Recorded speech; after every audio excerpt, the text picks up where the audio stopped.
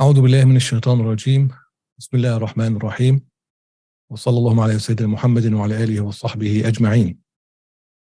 Welcome everybody with the second lesson of the Introduction to Fiqh course. We inshallah are going to continue from where we left off last time. So we will continue talking about the fiqh development and the characteristics of each stage, each level, each rank, wherever you want to call it. So we started that already last time. Now we are continuing with level 2 or rank 2, and then rank 3, rank 4. As a reminder, rank 1 was the Sahaba level.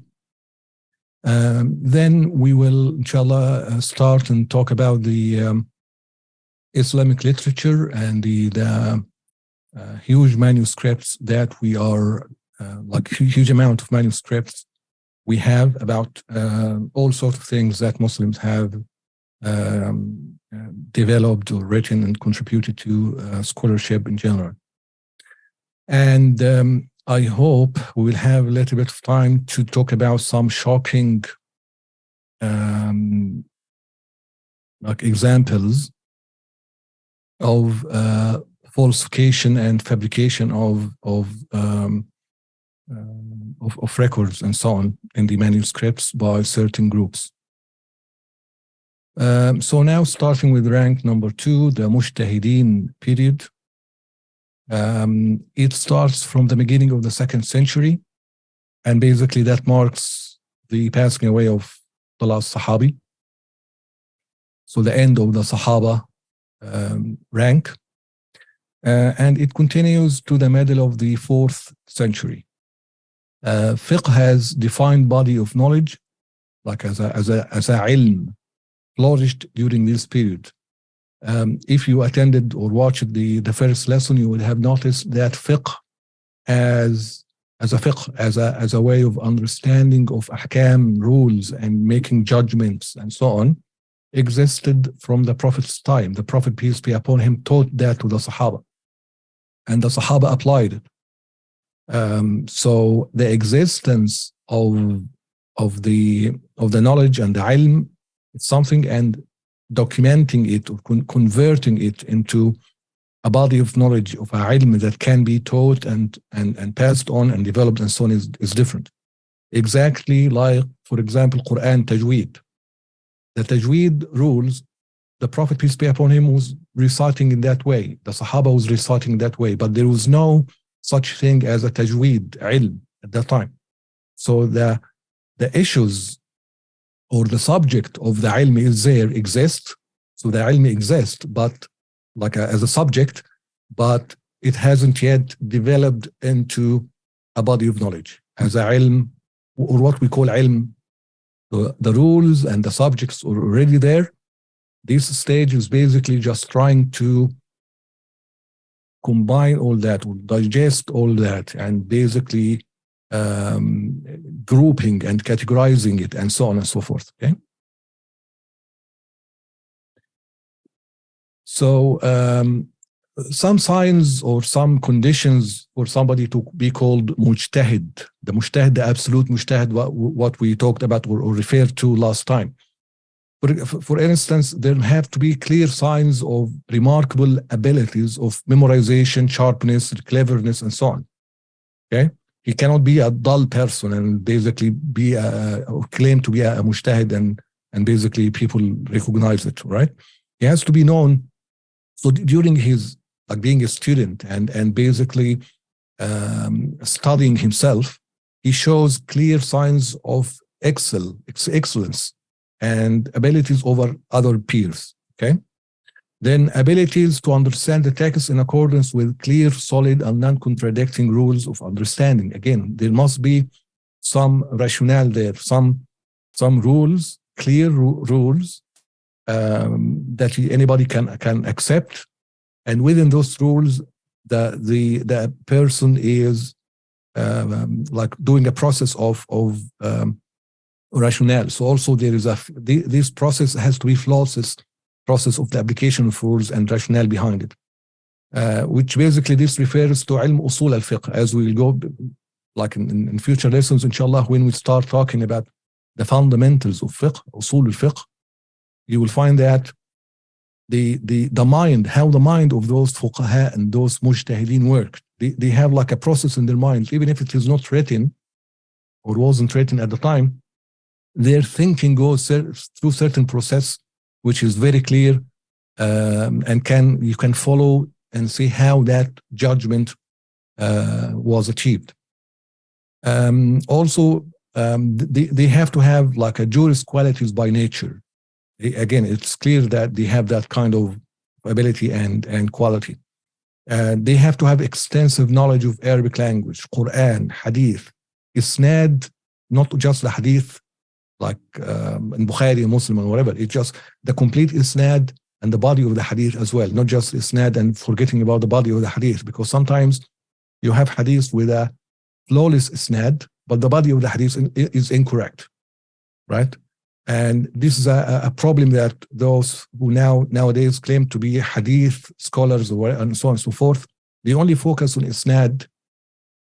They don't even fully grasp the Isnad part, and then they start making judgments about the Hadith, whether this is correct, this is not correct, and so on and so forth, without knowledge of the body. What we call ilm riwayah, diraya wa riwayah. It's not just ilm riwayah, not just narration, and there is Isnad. Also, there is a diraya, there is understanding of the body, whether this is basically fabricated or not, whether there was changes happen to it, and so on and so forth. Perhaps we'll discuss that further or in more detail when we start our Hadith course, inshallah. Also, knowledge of what was superseded and what superseded it, how and when, etc. Right? Like, for example, in Maliki madhab, Imam Malik had a hadith. I don't remember what was it exactly. It was for al-ba'i'ana bil-khiyar. When people buy something, there is an optional period where they can return the goods. Okay. So Imam Malik in his madhab, he did not use or didn't apply this hadith, right? He had it, he narrated it in his own book, Al-Muwatta, but he didn't utilize it in his judgment. He considered it against other evidence. There was other evidence to him within his process of application, the rules and the usul fiqh and so on, that the rationale of achieving a judgment.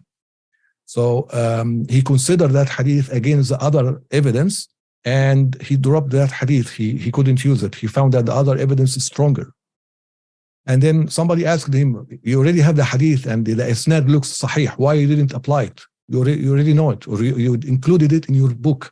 He said, so that I included it in my book so that no dull person come later and think that I forgot about it or I missed the hadith. I know it, but I can't apply it. I have more evidence or stronger evidence to apply, which is basically the action or the amal of Ahl al-Madinah, that the tawatur, that was tawatur like the issue around this subject or this point, that basically the hadith was not applied, and so on. That just giving you an example of those fuqaha. They understand the hadith, not just isnad, and that's it. They know the body of the hadith, whether it's superseded or not. And there is a discussions about superseding of a hadith and how and what can supersede what. It's a big issue.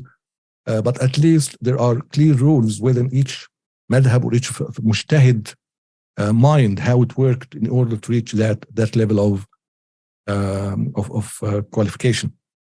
Also, full extensive knowledge of all rules, jurists of Quran and Hadith. He already know it upside down, inside out, everything. And also another very important condition is basically peers' acknowledgement and recognition of that person as a qualified and absolute mujtahid. Now, during this period, number of fiqh issues that needed to be addressed exploded. The number of issues exploded exponentially due for many reasons. Some are there were some care and encouragement to fiqh scholars by the Abbasid caliphates to like do more, and they were basically rewarding them for their like studies and research and so on. Also, the widespread of Islam across continents, encompassing people from different backgrounds, races, cultures, and so on. Increasing knowledge gap between the scholars and lay people. Like that led to increased need for mujtahideen scholars to focus on fiqh and sharia subjects. More and more people are looking at, there is a gap now, right? As we talked about, that gap kept increasing from the Prophet time all the way until the mujtahideen, and even until now, keep adding. That's why in every generation or 2 generations or whatever, every generation really, we need shuyukh scholars to be a link between the past generation and the next. If you drop at the generation, then basically you can't guarantee that you have a proper understanding of the previous generations. That's why, again, another important reason for having isnad and talaqqi, like taking from a sheikh, not just reading a book and thinking that you understood it and so on. Also, documenting the sunnah flourished at that time as well, making it easier for fiqh scholars to access and have wider knowledge of this crucial source of sharia. During this period, several mujtahid scholars were known, but as we discussed earlier, the usul of fiqh and the complete madhab of only 4 scholars or 4 mujtahideen continued and kept developing over the years, and what was preserved to us now. There was a lot of other mujtahideen like Sufyan al-Thawri, for example, al-Azhari. There are a lot of mujtahideen, even al-Layth ibn Sa'd. Al-Imam al-Shafi'i said, وجدت الليث أفقه من مالك, because Imam al-Shafi'i was a student of Imam Malik, and was a student also of Imam Abu al-Hasan, who was in turn a student of Imam Abu Hanifa. So, and then he went to Egypt and he met al-Layth and also like used or benefited from him. And then he said, I found that al-Layth ibn Sa'd, a great Imam and Mujtahid, was in Egypt, أفقه min Malik. He was like a better jurist than Imam Malik. However, his students didn't keep his knowledge and his ilm, and didn't basically properly, did not preserve it. So it was lost, right? So I have a lot of mujtahideen. You will find in some books, some scholars say, the Awza'i said so and so, Imam Layth said so and so, right? So what we have from these are scattered opinions herefore that are not enough to form a complete picture and opinion about their usul of fiqh, their rationale, their evidence, and so on, so that we can rely on. Because we cannot just rely on something without understanding or making sure that they have complete foundation and understanding of what they are talking about. So we just didn't have enough. We don't have enough from those scholars. It was just lost. Allah subhanahu wa ta'ala wanted or made only 4 to complete and complete developing and be preserved. That's why you cannot now just start and come say, okay, I'm going to use al-Awza'i madhab. There isn't such thing. You don't have enough to form a madhab, right? Right. And of course, these madhabs, 4 madhabs, what we were talking about, are Imam Abu Hanifa al-Madhab al-Hanafi. Imam Abu Hanifa died 150 Hijri. Very important to try and have in your mind when the Imams and scholars died. Very, very important. It's really crucial. Even if like within period, like Imam Abu Hanifa died 150. If you don't know exactly 150, 151, 2, okay, but at least you know that within 150 he died. Better off for sure knowing exactly the year of when every scholar died. Every scholar that in the topic or subject that you are studying. Imam Malik died 179. Imam al-Shafi'i 204.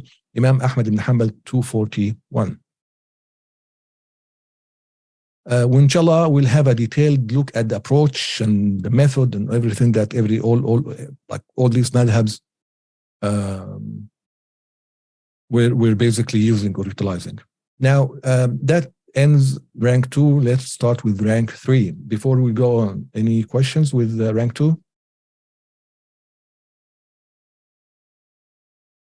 All good?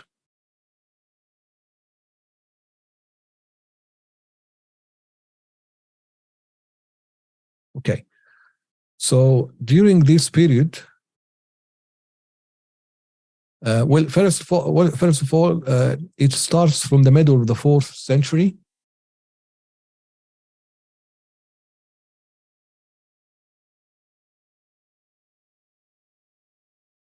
Okay, so question, did some of the Mujtahideen opinions were absorbed in the 4 madhabs too?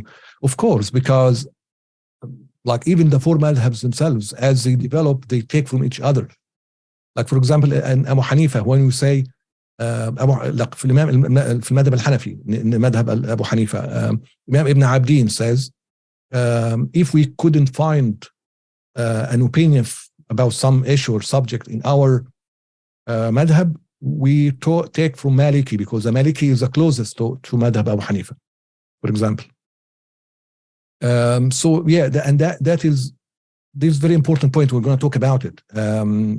And as you have scholars living the same generation, at the time there is no Abu Hanifa, there is no madhab called madhab Hanafi, but there is a scholar called Abu Hanifa and other scholars, and they debate, they argue, so they benefit from each other, and their methodologies like sharpness and get narrowed down in terms of issues or differences and so on. So that's basically like the dynamics of developing a madhab is very important, and of course all that happens during that period, or the generation after generation, due to debate and challenges and so on. Right. So in the imitation period, again, as I said, it started from the middle of the 4th century to the fall of Baghdad in year 656 Hijri. Okay. And again, as time passes, this is very important to understand. As time passes, people lose crucial components of knowledge that increases the barrier between the layperson and the scripture. Okay, what was known at a basic level 200 years ago became a very advanced topic now to study. All right, and so on. So we lose that soft knowledge, unspoken about knowledge, or the it is part of the knowledge that you acquire, but is not written, it is not spoken. You gain by being a student with a sheikh for so many years. That shapes your character, your thinking, your critical thinking, and so on. And we start losing a lot of components that help you after that, right? And that's why the need for scholars in every generation exists. Otherwise, we could have just opened the Quran and read it, and we don't need any book whatsoever, right? Why do we need books, right? And also that's why the way of trying to get into a subject is not by reading the first book that was written in it. You start by books written during your generation, and then you go backward and so on, so that you in your journey in reading, you start acquiring those soft skills and those knowledge that's been lost retrospectively. Okay.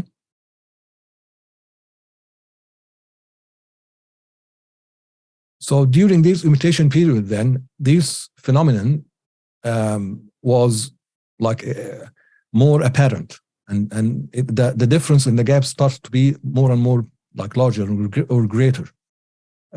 So the scholars during this period focused more into trying to explaining what have been produced in previous periods. Okay, not necessarily trying to do something new themselves, but basically just relying on what have been done before. Because of that, some people call it, or some observers or studying of history of fiqh will call this period the fiqh frozen period, something like that, like جمود الفقه. The fiqh has been frozen during this period. This is actually incorrect and inaccurate, at least inaccurate, but actually I think it is incorrect because during this period, huge books and explanation has been developed. It is just redirecting of the effort to something that what more relevant to the need of this period. Because most fiqh scholars recognize that no matter what they do, they are incapable of competing with the vast knowledge of the main fiqh imams. Like, okay, I cannot now it's the 4th century, end of the 4th century, 5th century, whatever. I cannot really start now making a madhab. No, I mean, I'll be laughed at. And again, it is not going to be serving anybody. So they realized that. They were honest to themselves. So they narrowed down their contribution and focus and effort and time to continue development of the madhabs that they already inherited from previous generation, not trying to reinvent the wheel, which it is something that they should be commended for, not calling their period a frozen or fiqh period. Also recognizing there is no real need to create further madhabs, and the established one encompassed everything that is necessary. They started digesting those madhabs and understanding the usul that they were built on, and they found that they are scalable, they are responsive to new incidents. There is basically no need to recreate the wheel from scratch. It's basically continuation of what has been built by previous generations. Okay, again, fiqh madhab has been documented. You know, there is a fiqh of Abu Hanifa, fiqh of Shafi'i, and so the madhabs has been documented, and the significant knowledge has been accumulated. And also scholars wanted to close the door for imposters.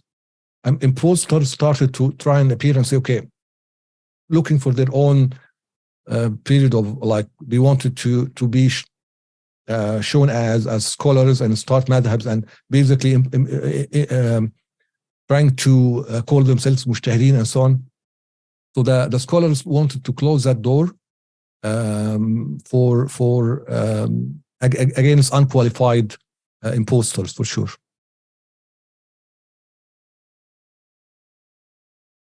And again, so during this period, it was not a fiqh frozen or freezing period. It was basically recalibrating and redirection of efforts to what serves the people, because it is about serving Islam. It is about serving the Muslims. It's about doing something to please Allah subhanahu wa ta'ala. It's not personal vanity.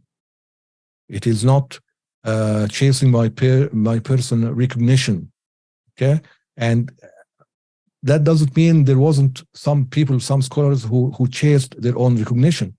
There were, but basically they caused a huge problem, huge troubles over the years, and they basically been their ijtihad and whatever has been lost in most cases because it wasn't good enough.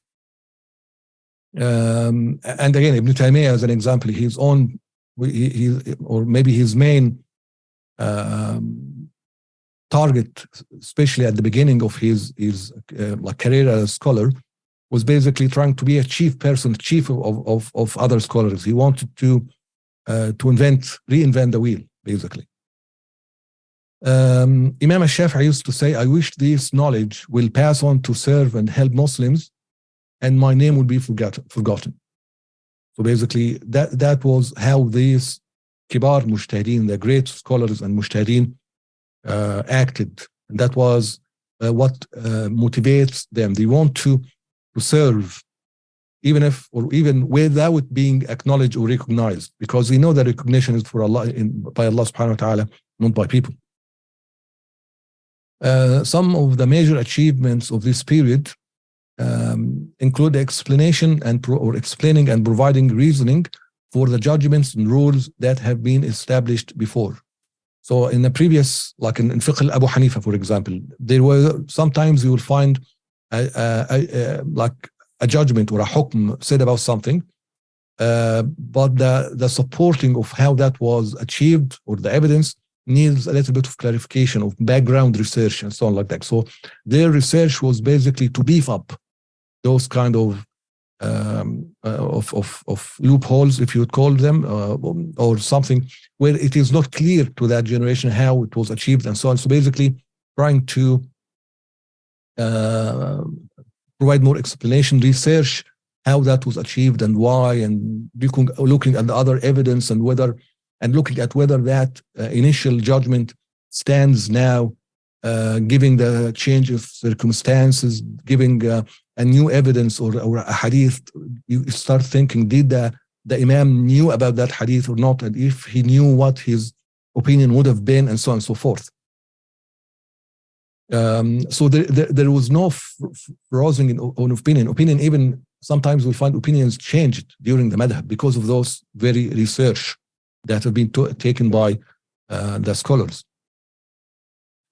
They will be analyzing the judgment, rendering back and render that back to the fundamentals used by the imams in reaching their judgment. So basically, in each thing, trying to establish and make sure it follows within the established usul of fiqh, fundamentals of fiqh, and there is no contradictions, and so the application of those rules are consistent and all that kind of stuff.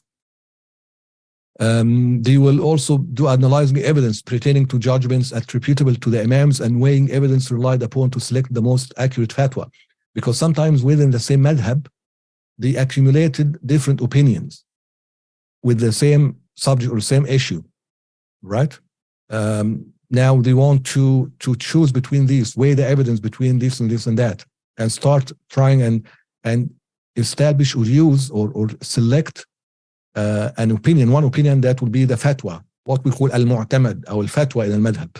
Okay, because within the madhab itself you might find difference in opinions. We're going to talk about that in more detail later, inshallah. Detailed explanation of fiqh issues, elaborating on the issues and building on them and so on. It's basically, again, detailed explanation, elaboration, and so on. So that's that basically marks the end of the imitation period, and then the rank number 4, the modern period, starts. Any questions here? Let me know.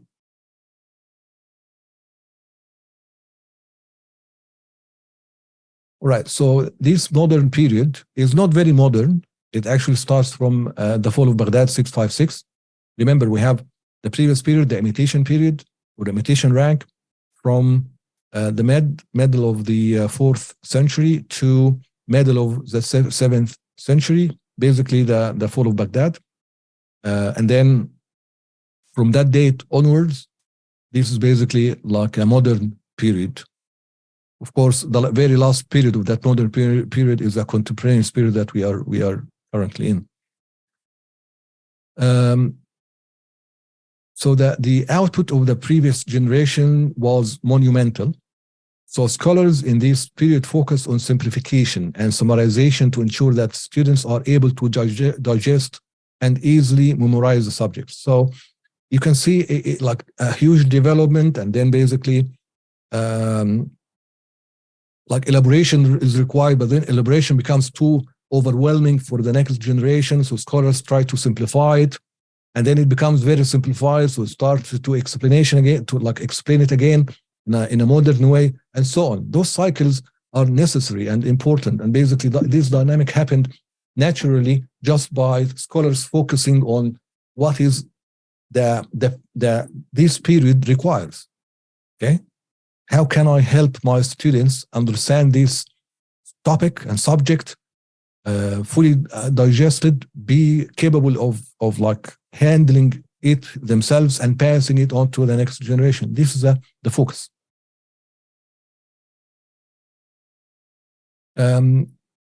Also continue to make explanation, aligning the inherited wealth of information and aligning the inherited wealth of information to be suitable to their current period, era, and so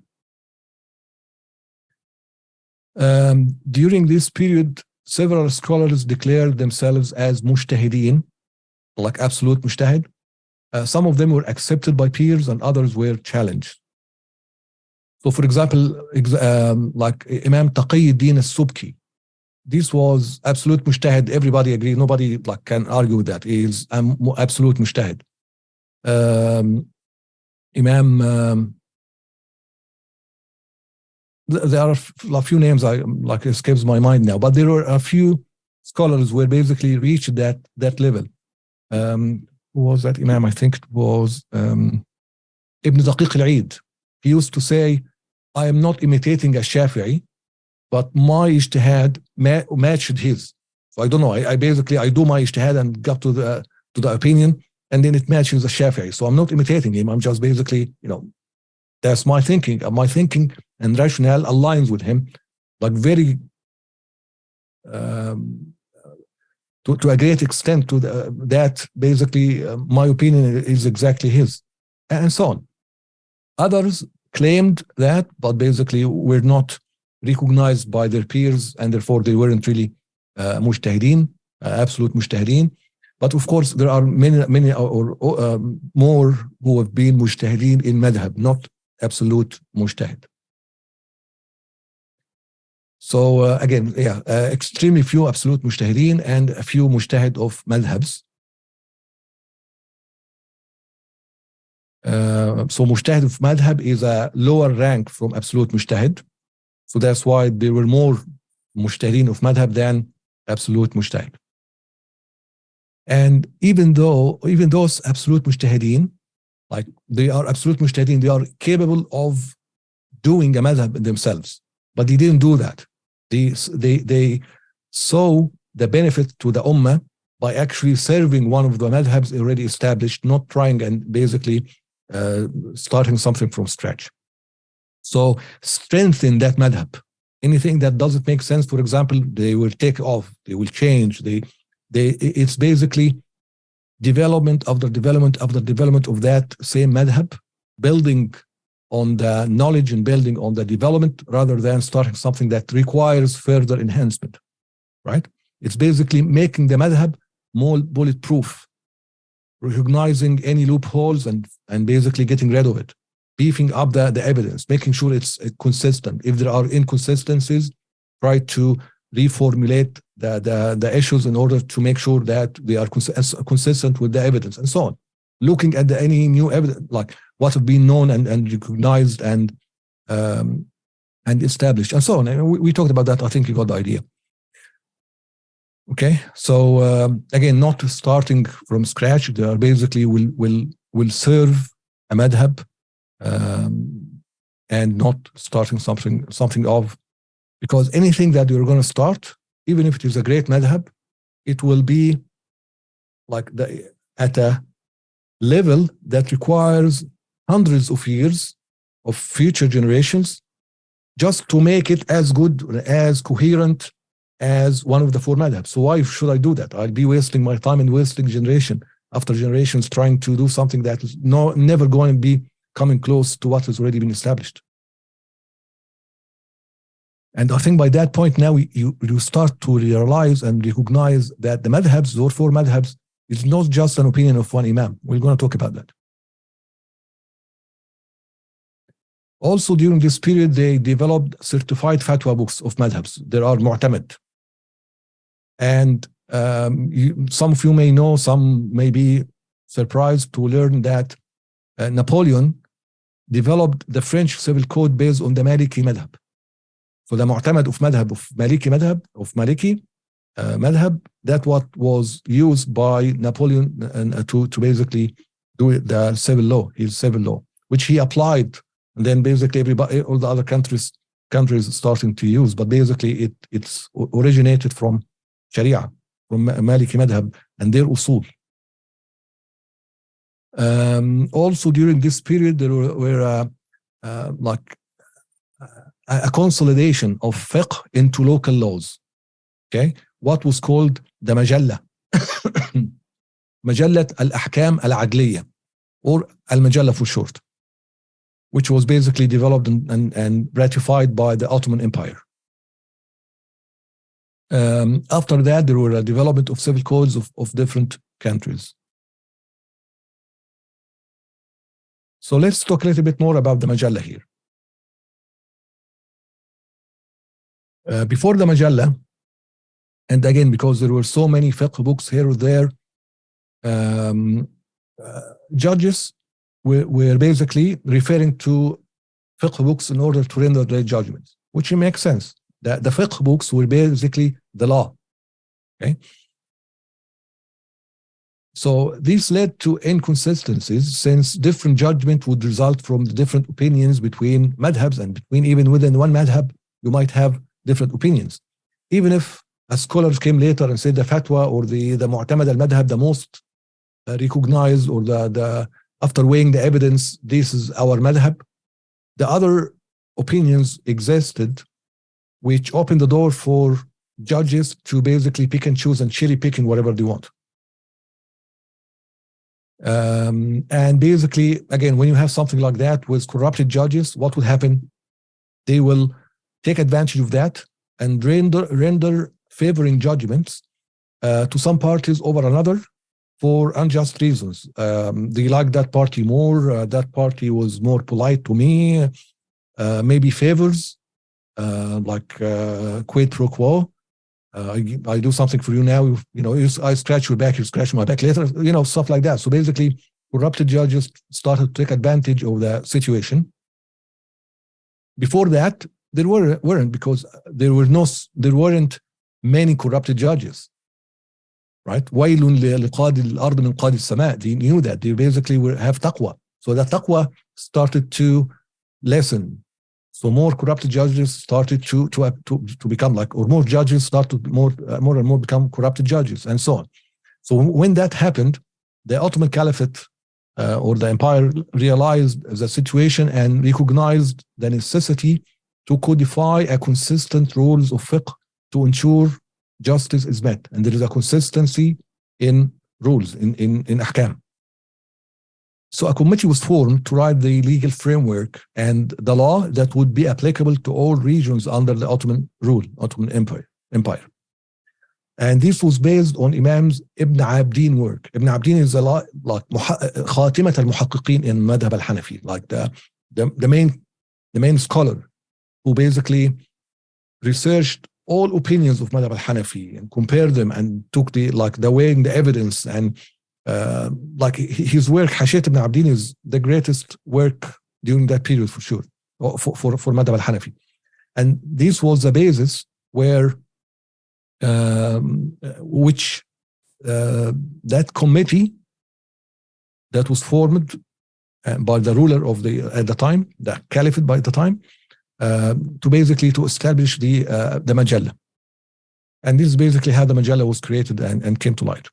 So it's basically based on the Hashiyat ibn Abdin, al-Madhab al-Hanafi. Later on, each country would basically, when the empire fell and basically the countries started to be separated, each country would need to use to create its own civil code, and all basically based on the Majalla, with changes here or there, tweaking, and so on. Some maybe will based on the different, will it change the rules in order to make their like Maliki madhab or here or there, based on the country and based on whoever decided to, which madhab the country decided to follow.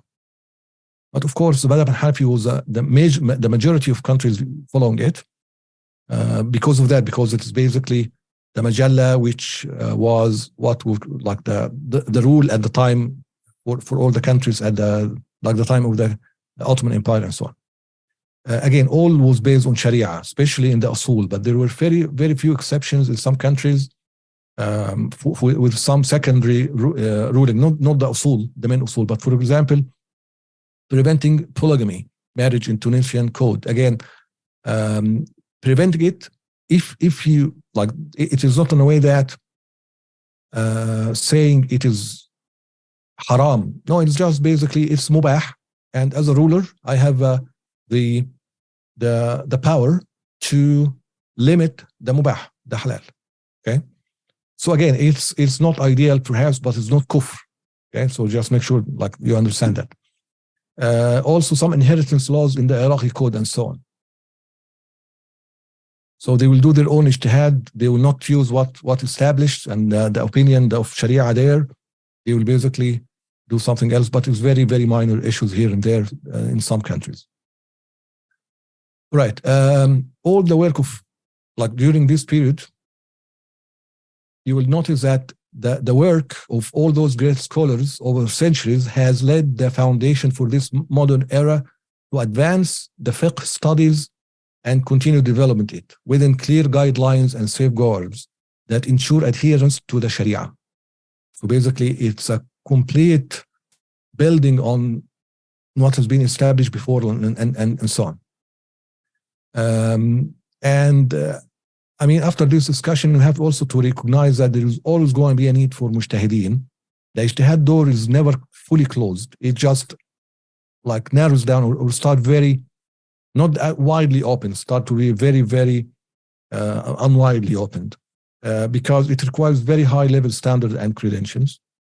And again, those mujtahideen are better off serving one madhab than starting something from scratch.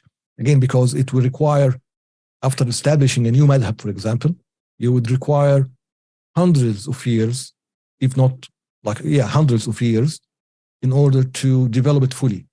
And even then, the other madhabs has already even been developed more to what has been established. So you are better off looking at the madhab, serving it, looking at the usul of that madhab, whether that usul start make sense or continue to make sense or not, whether it needs any changes, any reflection or realigning of necessary needs you see these days, and so on.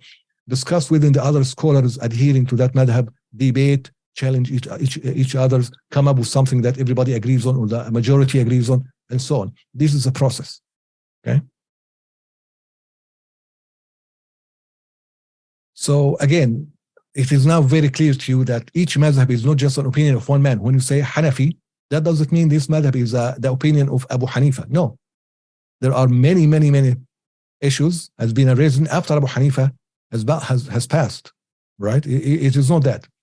It is the opinion, the established opinion of thousands, or maybe tens of thousands, even more of scholars over the years, debating, challenging each other's, narrow down the differences, looking at the hadith, the Quran, the evidence, the tafsir, everything, looking at what has been written during this period by other scholars, considering it, digesting it, challenging it, and then reflecting.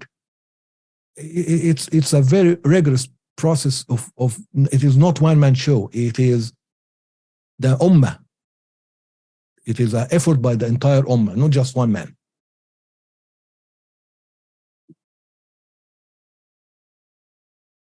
Right? So, which makes you very sensitive now to that notion that some unlearned people keep saying, and they have been trying to say that, or been saying that for like 70 years now, and unfortunately some listen to them. It's basically, they are trying to promote that following a mazhab is following one man is incorrect. You should look at the evidence yourself. You can't. You are not a mujtahid. You did not reach that level. And these calls of la madhabiyya, not following a madhab, is a complete ignorance and basically demolishing the core of the deen. It calls for demolishing of the deen. So la madhabiyya, not adhering to a madhab, is basically demolishing the deen, and is based on either utter ignorance or some kind of agenda to weakening the Islam.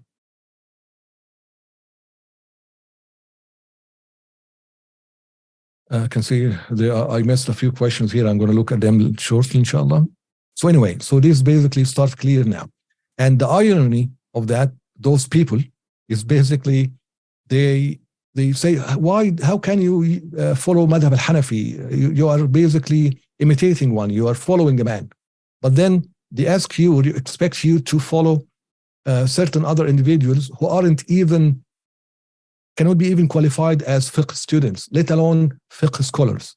Not just mujtahid in madhab, or like there are levels, right? Student, scholar, and then mujtahid in madhab. For fiqh, for example, we're talking about fiqh, mujtahid of madhab, and then mujtahid mutlaq. right? They can't even be considered fiqh students because they don't have the student طالب العلم and student of علم knowledge and background and methodology. So they are not even fiqh students. They are not even fiqh scholars. They are not even fiqh or scholars that reached like any level of ijtihad whatsoever. And they basically say, okay, no, I look at what Imam Abu Hanifa said, what this guy said, what this scholar said, and then I just choose based on my mind what is better and what I'm going to follow. This is complete ignorance, and this is the reason of the chaos that we are seeing now. Now we want to look at a little bit of overview of the Islamic literature. Before moving on, let me see if they have any questions or the questions that I missed.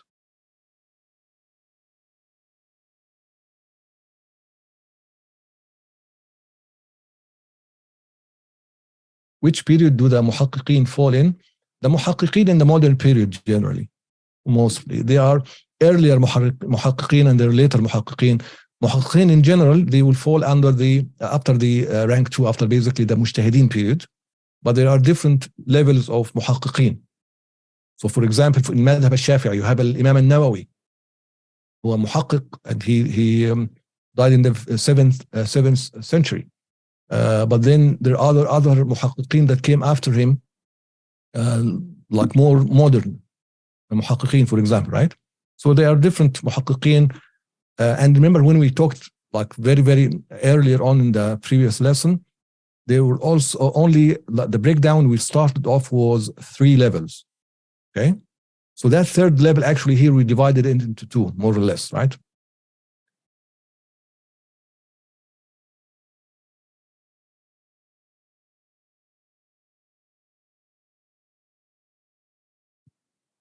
Okay, so according to that, they fall in modern period, but shouldn't they be in the rank 3 given how they research? Okay, so I think I addressed that. No, so Ibn Abidin is a later period, is a rank 3. There are other muhaqqiqeen before him, that's a different story. Imam as-Suyuti as well claimed, and again, remember that modern period, you can divide it further to like the period from 656, middle of excuse me, 7th century to the 12th century. And then from 12th century, there's basically a contemporaneous period, right? So we can keep dividing it, but it doesn't serve any purpose at the moment. Imam al-Suyuti as well claimed to be a mujtahid. I think, yes. So Imam al-Suyuti was one of those scholars, great scholars, who claimed himself or proclaimed himself as a mujtahid, but his peers did not recognize him as such, and therefore we do not consider him as a mujtahid mutlaq, for example. Okay? Ibn Taymiyyah, not an absolute mujtahid, for sure, for example, and so on. Another reason why an absolute madhab cannot create another madhab because all the issues were tackled.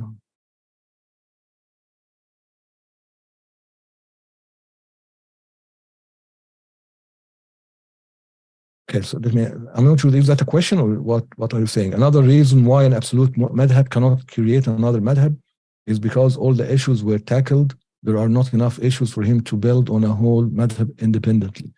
No, that's not accurate, not correct, to be honest, because everything that has been tackled 200 years ago, 300 years ago. Is it the same now or not? That's another question you need to ask yourself. Because when circumstances change, they necessitate reconsideration of what has been established before. And this is a problem that some scholars nowadays don't understand. They got too adherent or hinged on the text, not the meaning, or not like what behind the objective. Okay, so they have very superficial view of fiqh, which doesn't serve anybody, and that's why we need a mujtahideen always to basically flush that out and make sure that things are making sense. For example, Imam al-Shafi'i, when he was in Iraq, he had a madhab. When he went to Egypt, even though it is actually in the same period, it is the same man, same imam, he changed his madhab. because circumstances change, right? Circumstances even between two countries. So the rule, again, think about the rules and the evidence and everything as an equation with variables. You need to put those variables in order to come with the judgment. Okay, those variables change based on a lot of factors, as we talked before, time, period, a lot of like location and so on. Okay. I was really hoping to. Okay, let's move on. I think you'll find this interesting. Okay, so let's talk a little bit about the Islamic literature. And I'm not talking about it in like in a very, very general, like to the extent, it's a narrowed view of literature, basically for a scholar, for fiqh and so on, right? And Islamic Sharia and fiqh, not everything. Because Islamic literature, that's a very, very big and vague word. So I'm not using it like in any way of defined terminology or anything like that. So basically, this started when Muslims started documenting and producing written materials from the end of the 2nd century.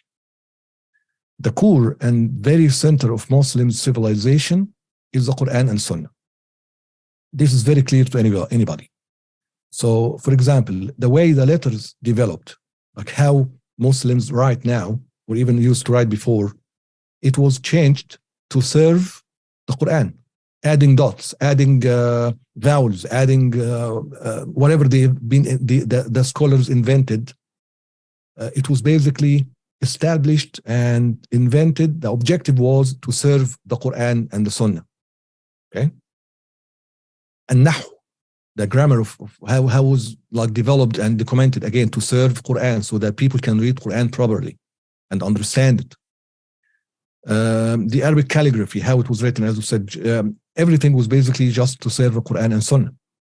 A very sophisticated and complex inventions were made just so that Muslims can maintain their Islamic lifestyle, which is mind-blowing. We're going to show you one example now.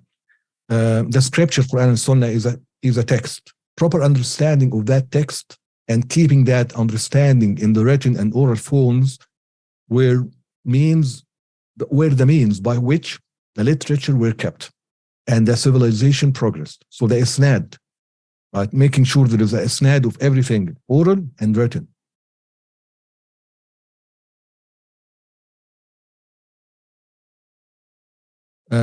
So again, there were a lot of ulum, a lot of ilm, body of knowledge to serve Sharia were developed, like aqidah, fiqh, grammar, tajweed, qira'at, and so on. Again, all these existed as subject or as like in its essence existed from the Prophet time. It was basically there, but was developed. When we talk about ilm, we mean how it was classified and categorized and grouped and so on as a body of knowledge. Okay, anyway, you know that by now. So maintaining the proper understanding of the original teachings of Islam cannot have been maintained without isnad. Right? Isnad is crucial. That's why even early scholars recognized that and said isnad is part of the deen. Al-isnadu min ad-deen.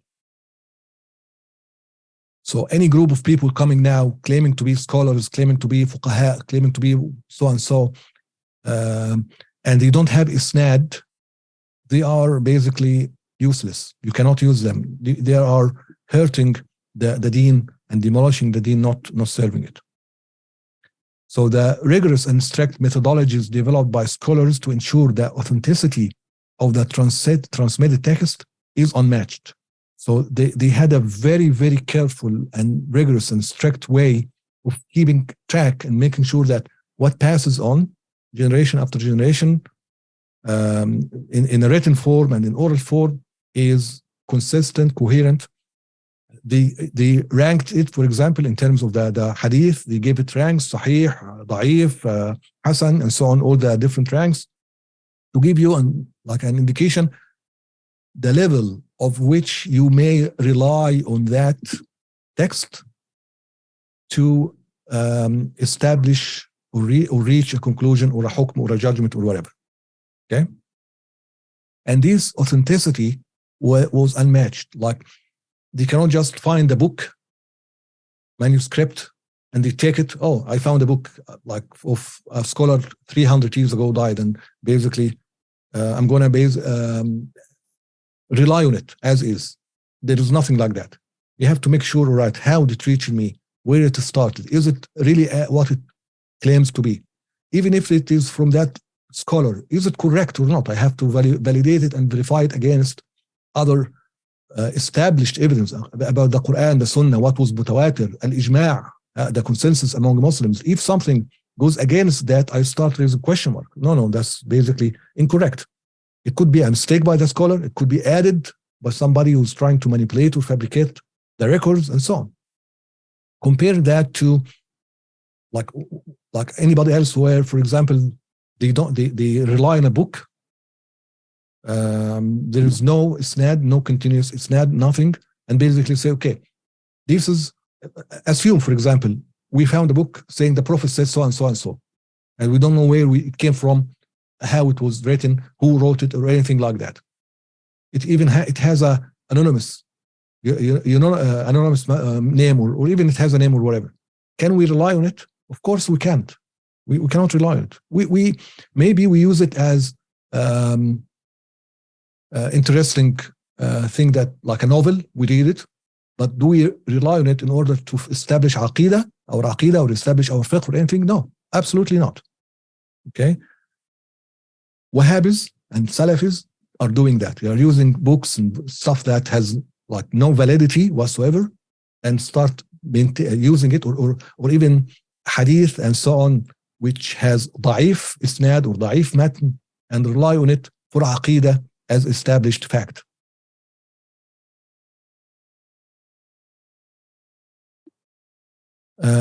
And this methodology of authenticity of or ensuring the authenticity of the account or the account or the record or the document or whatever is not just in Quran and Hadith, but also for all other books by any other scholar. That's why we have isnad of a book. Okay, and that isnad was crucial and very, very important before the, and it's not important until now, but it was more important before the invention of printing and the mass production of books and so on. And I'm going to show you some examples what I mean by that and why that is important. But so that methodology of ensuring and the critical thinking to ensure the authenticity of what you are considering in everything, but for sure in Quran it is the absolute highest standards. In Hadith it lessens, and then for other books it is to a lesser extent, but it is still there. It still exists. Our literature goes up to the year 1277 Hijri, and this is prior to that time, and before that time, lifestyle mostly, in most countries and in most times, in most primarily to some extent, the day-to-day business of every Muslim revolved around the Islamic literature and the Islamic traditions and what they need to do based on their deen. Okay. Of course, that's how it started from the Prophet time, and it kept on going. But again, people start losing that time after time. By the year 1277, you can say that was lost, mostly out of the way, mostly lost. Because at that point of time, Muslims started to be influenced greatly by the Western society and Western lifestyles. Okay. So, for example, we used to have different clock system, not based on the 24 hours what we are using now. It is a 24 hours, but basically it changes with to align. Basically, it moves to align with the sunset time. So you can see that the calculation of the sunset changes because it's curved. The day, every day is not exactly equal to the next or previous day. They are differences. Like 17 minutes before and 17 minutes after, like in between. That's, for example, the dhuhr time. It's not 12 o'clock, it's not the middle exactly. Sometimes it comes earlier, sometimes it comes later. So there are like a 34-minute difference that basically accumulate during the year. And that clock was invented to basically make it easier for everybody to know, okay, now it is a Maghrib time, now it is a Fajr time, and so on. And you can see here, like a calendar, it is a year 1362. And you'll see that Maghrib, 12 o'clock.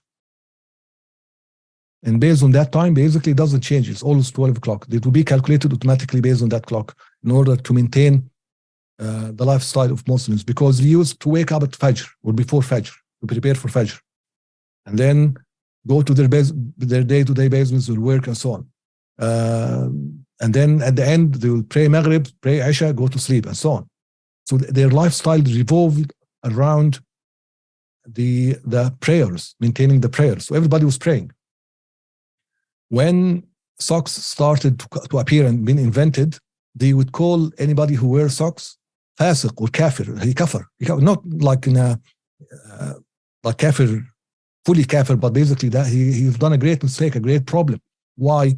Because wearing socks contradicting maintaining prayer, because now you cannot make wudu, right? So it became a sign, those who wear socks, they don't pray. And people started being influenced by the opera. They would go to the opera. The opera starts late at night, so they will not pray Isha. Basically, they will miss Maghrib and Isha, and they will go back to their homes very late. They will not wake to pray al-Fajr. The day basically started to disconnect from being around, or the entire lifestyle started to disconnect from being around the prayers and the Islamic lifestyle that existed before. People started to wear shirts that had like the color, right? That color. But the color back then, in order to make sure it's like as sharp and like that, they would put something on top of it, like powder or something. It's called nisha. I don't know what it is in Arabic. And then they would iron it to make it like that. And that solution or that powder, when it touches water, when water comes to it, it basically it goes off, and that color start to be like bad thing. So in order to maintain and keep their color, they would not make wudu again, right? So everything changed at that time. Just examples of those, like these actually on the left here. I got it, I think, from the website,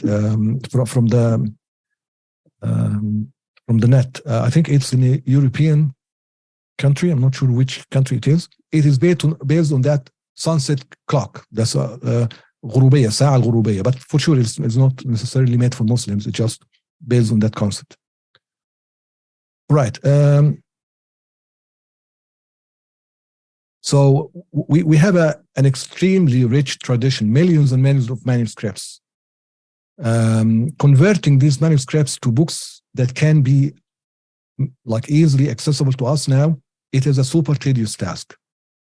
And as we said, one of the main steps is to verify that the manuscript is the work of who it claims to be. No insertion, deletion, manipulation, and so on, because it was written by hand. It was basically copied by hand. So maybe the scholar will write something, or will dictate to his students to write something. And then this manuscript will be sold to some person, or another person will acquire it. And they may add stuff to it. They may not like what they have, what in it, right? And they will change or add. And then they will give to somebody to copy that addition or that manipulation, and so on. So you will find stuff like that here or there. So there is a process to verify and make sure that the what you are presenting as a manuscript, as a book now, is the author's intention, not anything else. The extent of how that is done differs from a publisher to another. That's why there are certain publishers that you can rely on most of the times. There are other publishers that, they are actually famous of not being very careful or manipulation and so on. I'm going to giving you some examples. And again, sometimes the publishers are unqualified, or those people who are doing the tahqiq, we call it tahqiq, text criticism. Okay, people who are doing it, sometimes they are unqualified. Sometimes they have their own agenda. Be careful of that. And sometimes the books are published under different scholars' name. That also happens. And that's why manuscripts will generally have to have what we call sama', record of hearing, with isnad. So basically, the scholar, the imam or the scholar or the author of the book, when he passes it on to his students, they will sign it. He will sign it for them. They will write down that I am so and so. I heard it from so and so. And then when this passes on to the other, he will have like a milkiyah and ownership. You can trace back or track that manuscript over the years to make sure like about its authenticity. Of course, sometimes it is not as clear. It is not like the level of confidence is not 100%. Again, as I said, it's not Quran. So the standards of authenticity here differs from trying to, for example, validate or not validate or make authenticity about an ayah of Quran, for sure, because ayah of Quran is a tawatur and so on. Again, scholars on the isnad are recognized and people on the isnad are recognized and so on. If doubts on isnad or scholar exist, then the manuscript is doubtful. So you can start, sometimes you can start, or you can still publish that book, but your study of the manuscript will have to show that the extent of reliance you are saying. So sometimes even they'll say, okay, this is a book named so-and-so. It is attributable to so-and-so. So people are saying it is for so-and-so, but we were not able to 100% verify that. Okay? But there are a lot of clues, a lot of signs that you can be sure that, oh yeah, actually this is the work of that scholar or not, and so on. Again, which open the door for or strengthens or show you how the oral and the talaqi, the like from a scholar to another, from a scholar to student, this is important. Okay, this is a book I basically had from my teacher. I'm passing it to you. You are now having it, and so on. This is very important.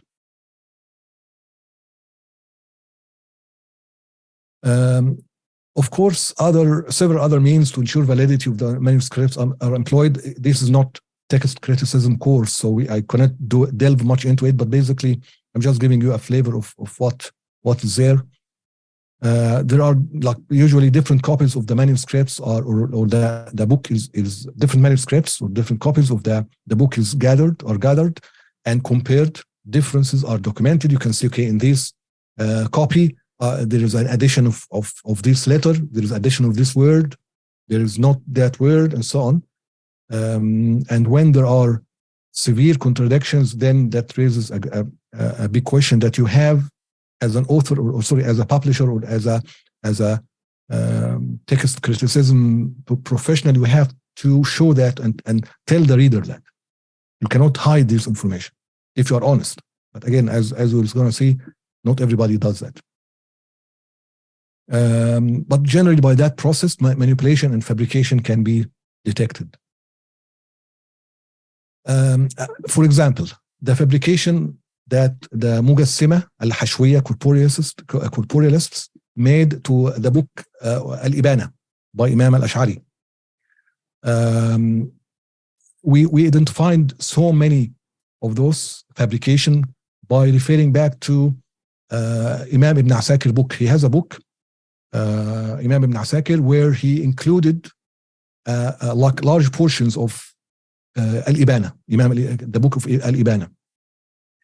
When we compare that to the modern and the current books published by Salafis, we can see significant changes that contradicts the meaning completely, right?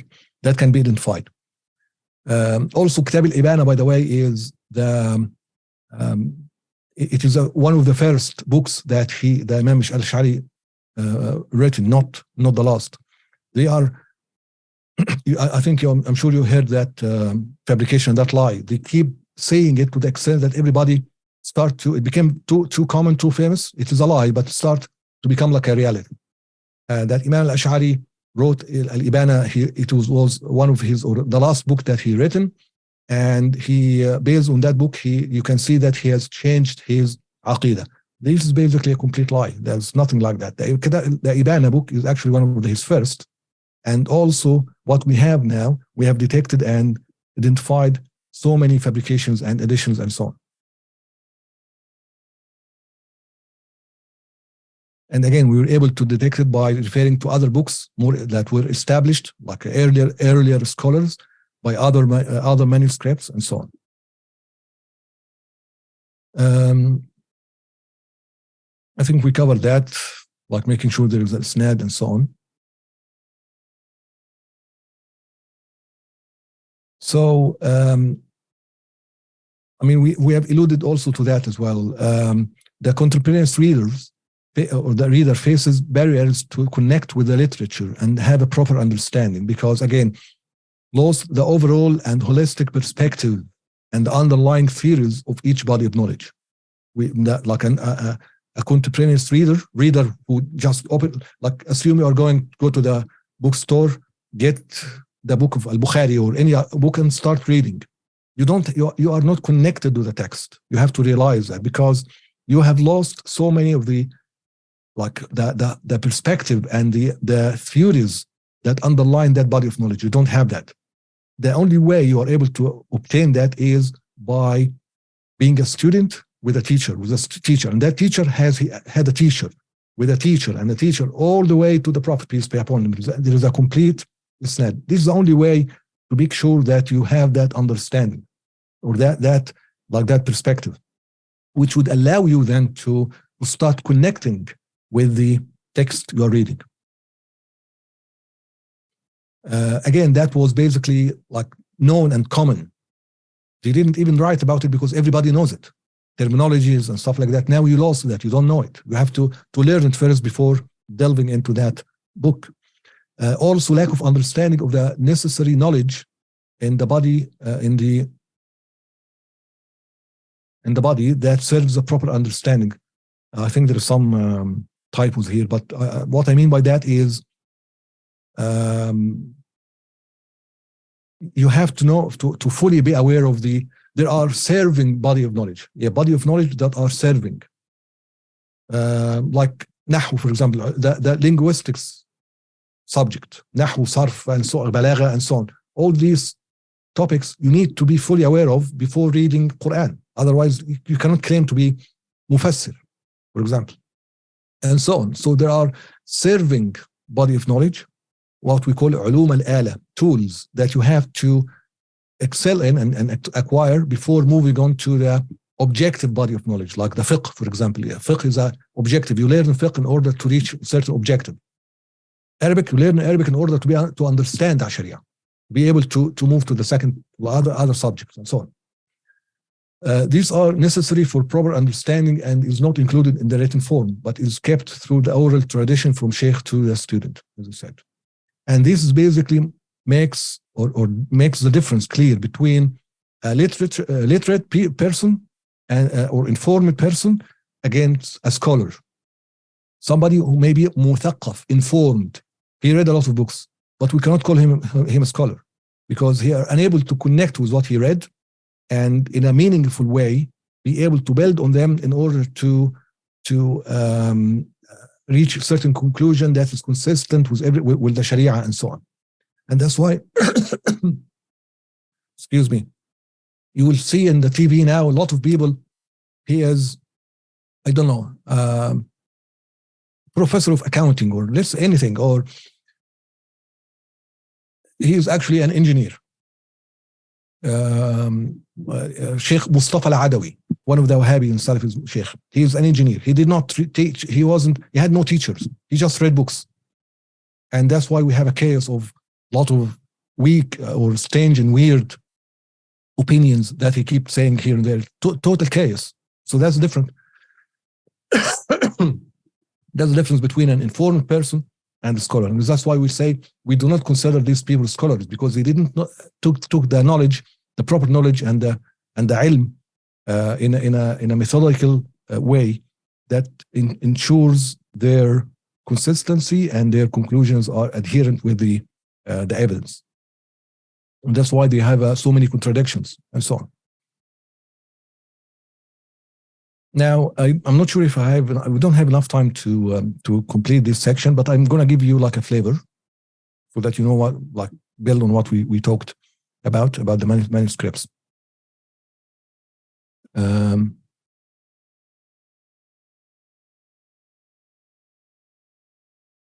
Okay, so that's the cover of one of the manuscripts, one of the books. And then when you open it, that's basically what you find. It's written, handwritten.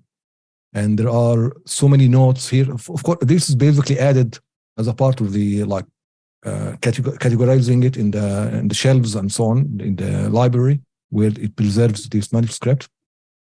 And you can see here, for example, the main text, and there are notes here and there. You have to see whether those notes are written by the author or written by somebody else, and whether they are addition, whether they are basically correction of something, and so on. That's another example of another book in the Azhar library. This is called كتاب الفتاوى الأزهرية تأليف العلامة الهمام الشيخ عثمان بن عبد الله القلعي الحنفي رحمه الله, and so on. You know the author. For example, you can see here there is a note. سئل في شخص يريد حفظ القرآن. So there's an addition. This basically was omitted in the text. It should be added because there is a صح and what we call laq. Anyway, that different story. Let's not go there. And the last page, when it was written and so on. That's another example. I think that's the Baydawi tafsir. And so there's a tafsir and there's a hashiyah, what we call the explanation. So scholars will have the book, and then on the margin here, they will start explaining that this is what we call hashiyah, like a margin, explanation on the margin to a book. Again, that's an imitation period. So they are not inventing a new book. They're not doing a book. They are basically explaining that book. Okay? This is another manuscript. This is a handwritten by Imam Ibn Hajar al-Asqalani. His handwriting was very difficult to read. Of course, for those of you who don't read Arabic, maybe all of these are the same, but actually this one is very difficult to read in Arabic. It's different handwriting. This is Suyuti, I think, if I'm not mistaken. And now I'm going to give you examples of fabrications. There are so many examples. As I said, we don't have enough time to go through them all today, but I'm going to show you one or two just to get a flavor. Okay, so this book is Al-Fiqh Al-Akbar. Okay, this is one of the Imam Abu Hanifa books in Aqidah. Okay, but it is Sharhan wa Dirasa, study and explanation by one of the Salafis, Wahhabis, Ustaz, Doctor, whatever, Sheikh, or anyway. And he says clearly, I am fabricating. Okay, so he said, right, we know that this book has been narrated by the son of Abu Hanifa, which we know he was with his father, and he basically, we have no doubt about what he transmitted from his father. However, when comparing this book to al-Tahawi, Imam al-Tahawi, Aqidah Imam al-Tahawi, anything that we don't find in Imam al-Tahawi, we take out, because we consider, we say this is basically have been added. Okay? The fact is, it has not been added because there is no connection between what the Tahawi, or not necessarily, like you will not find everything in what the Tahawi written that in other books. Al-Tahawi didn't claim to have encompassed and written everything on all other books. So why are you using Al-Tahawi as a benchmark? It's just in your mind, because Al-Tahawi, Al-Aqidah Al-Tahawiyya, is one of the books that they're actually fabricated in their explanation, which is another topic. They explained this in one of the unknown scholars, or somebody who basically imposted a different an identity, made an explanation of Aqeedah al-Tahawi. He called Abu Izz al-Hanafi. He explained it, but he explained it in a way of the Ashwiyya, of the corporealists. So everything that Abu al-Tahawi says against that, he basically twisted, ignore it, and basically say, no, Tahawi does it, no, not correct. The correct is blah, blah, blah, blah, blah. Okay? And they basically advance this as Aqeedah al-Tahawiyya and advance it as Aqeedah al-Salaf. And the Tahawi is Imam Hanafi, so basically he based his Aqeedah on Imam Abu Hanifa. So he says that clearly in the verse, this is the Aqeedah of Abu Hanifa and Sahibah, Abu Yusuf wa Muhammad, blah, blah, blah. So he said that. But it is not a complete Aqeedah book with all the sections, with everything. It's basically very like specific Aqeedah for covering certain issues. So the books, this Fiqh al-Akbar, this book, we have a complete isnad of it, how it was passed all the way to us. There is no additions, there is nothing. There is no reason to say what you are now omitting from the book is actually has been inserted. But it goes against their belief. So basically, in this book, Imam Abu Hanifa says, Allah كلم موسى بكلامه الذي له هو صفة في الأزل وهو يتكلم بلا آلة ولا حرف. Allah subhanahu wa ta'ala like talked and have a صفة of talking, the kalam, the speech, but he does not talk with a tool or with a letter. Because again, that is, if you watch the Aqidah courses, we discussed that in detail. It's basically a sign of emergence, and Allah subhanahu wa ta'ala is necessary being, is not imagined. So, but this goes against what they say. Al-Ashwiyya, the corporealists, say Allah subhanahu wa ta'ala takallam, he has all the sifat like a body parts, and he talks in harf, and therefore that's my aqidah. And because it goes against what I think, I'm going to take it out. That's basically what he's saying. So I removed this and give you example. He doesn't tell you what else he removed. He just give you an examples. وَقَوْلُهُ لَفْظُونَ بِالْقُرْآنِ مَخْلُوقٍ. Those who said my uttering of Quran is created. We took that out because that's not correct aqidah. But it's crazy. It is a correct aqidah. You are corporealist. Because of that, this is basically what they do. Anything in the books of scholars that goes against their aqidah and their belief, they remove. Sometimes they don't tell you anything about it. Sometimes when it is something like he is a professor in one of the universities there, so he has to follow the methodical way, even at a superficial level. So say, okay, I decided those texts has been inserted. They are not the Imam Abu Hanifa saying, because I cannot find them in Aqidah al-Tahawi. So what is the problem? I mean, we cannot find a lot of hadith in Muslim in Bukhari. Does that mean the hadith in Muslim are incorrect? What is the connection? Why are you doing that? Again, it's basically a form of manipulation, but covered by like a methodical way of text criticism. Of course, for layperson, they don't know that. They don't even read this section. That's basically before the book starts. This is al-Muqaddimah of al-Muhaqqiq. The author, not the author, the Muhaqqiq will basically doing the like text criticism process. And then you go on and you start reading what the Imam himself says. When you read, you'll not find all that. People will say, Aqidah Abu Hanifa, so and so, like we will be saying that because we have like isnad, a complete isnad. We have oral and written complete isnad of Imam Abu Hanifa Aqidah. We have that. We keep saying that. And they say, no, he didn't say that. Imam Abu Hanifa didn't say that. I have his book and there's nothing like that there. No, you have a wrong book. You have a wrong book that have been manipulated in order to match your wrong belief, right? Just one example. I collected here so many examples. I don't think we have enough time to go through anymore. So let's